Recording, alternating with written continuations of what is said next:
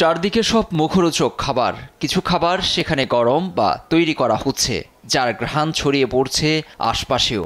এমন সব খাবারের স্টল নিয়ে এবারও সংযুক্ত আরব আমিরাতের দুবাইয়ে বসেছে ৩০তম গালফ ফুড মেলা। এই মেলাকে ঘিরে ঢল নেমেছে দেশি বিদেশি পর্যটকের।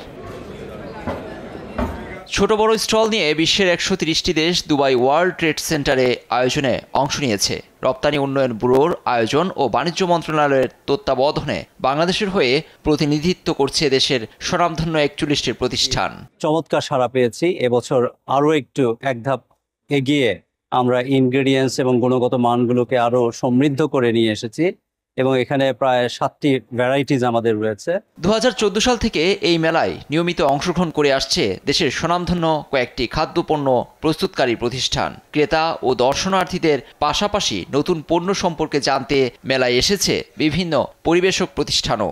ফলে উৎপাদনকারী প্রতিষ্ঠানগুলো পণ্যের বাজার সম্প্রসারণে পাচ্ছে সুবর্ণ সুযোগ। আমাদের নেগোসিয়েশন পাওয়ার বাড়াইতে হবে, মেড ইন বাংলাদেশকে আপনাকে ডেভেলপ করতে হবে। এক্সপোর্টের অলমোস্ট 70% অর্ডার আমরা এই মেলা পেয়ে থাকি।